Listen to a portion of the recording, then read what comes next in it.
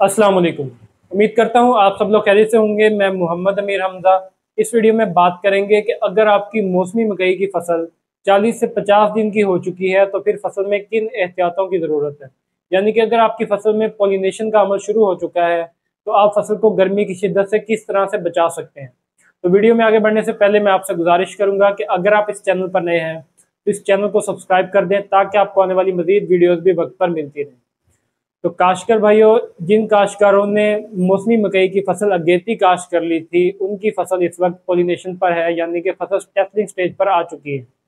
और जिन्होंने मौजूद वक्त पर काश्त की थी, यानी कि जिन्होंने 25 जुलाई से 1 अगस्त के दरमियान या इसके बाद काश्त की है, तो उनकी फसल तो इस वक्त टेस्टिंग स्टेज से बहुत पीछे है, उनकी फसल अभी छोटी है। तो जिनकी फसल इस वक्त टेस्टिंग स्टेज पर आ चुकी है तो ये वीडियो उनके लिए इंतहाई अहम है। तो जब आपकी फसल टेस्टिंग स्टेज पर आ जाए तो इस वक्त फसल गर्मी की शिद्दत से बुरी तरह मुतासर होती है।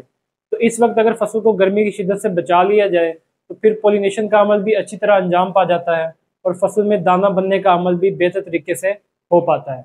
अगर इस वक्त आप गर्मी की शिद्दत से फसल को नहीं बचाते तो आपकी फसल में पॉलिनेशन का अमल मुतासर हो जाएगा और फसल में दाना बहुत कम बनेगा, और जो दाना बनेगा वो भी स्ट्रेस की वजह से पूरी तरह से भर नहीं सकेगा और आपकी फसल की पैदावार कम हो जाएगी। तो इस वक्त आपने सबसे पहली और बड़ी जो एहतियात करनी है वो आपने फसल में पानी की कमी नहीं होने देनी। अगर आपकी फसल टेस्टिंग स्टेज पर आ चुकी है, इसका मतलब है कि फसल में पॉलिनेशन का अमल शुरू हो चुका है, तो इस वक्त आपने फसल को तरबतर हालत में रखना है, फसल में पानी की बिल्कुल भी कमी ना हो। अगर फसल में मॉइस्चर कम हो जाता है तो फसल स्ट्रेस में आ जाएगी और पॉलिनेशन का अमल मुतासिर हो जाएगा। गर्मी की शिद्दत की वजह से जो पॉलिनेशन के लिए जरदाने मौजूद होते हैं, जिनकी वजह से पॉलिनेशन का अमल मुकम्मल होता है और दाना बनता है, वो जरदाने गर्मी की शिद्दत से मरना शुरू हो जाते हैं। तो अगर ये जरदाने मर जाएंगे तो फिर पॉलिनेशन का अमल पूरी तरह से नहीं हो सकेगा और दाना भी कम बनेगा। तो इस स्टेज पर एक तो आपने पानी की कमी नहीं होने देनी। दूसरे नंबर पर जो एहतियात करनी है कि जब आपकी फसल इस स्टेज पर आ जाए तो आपने फसल में ग़िज़ाई कमी नहीं होने देनी। इस वक्त फसल को पोटाश की बहुत ज़्यादा ज़रूरत होती है और बोरान की भी ज़रूरत होती है।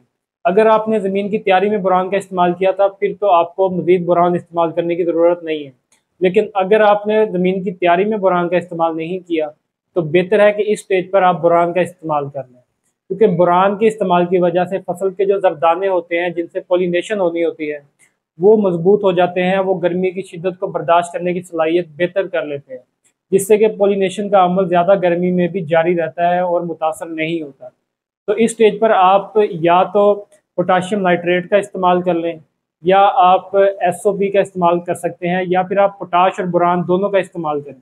ये ज़्यादा बेहतर होगा कि अगर आप पोटाश और बोरान दोनों का इस्तेमाल करते हैं तो इससे फसल में खुराक की फरावानी भी बेहतर हो जाएगी और फसल में जो जरदाने हैं वो मजबूत होकर पॉलिनेशन का अमल भी बेहतर हो जाएगा।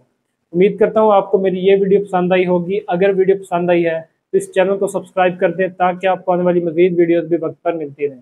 शुक्रिया।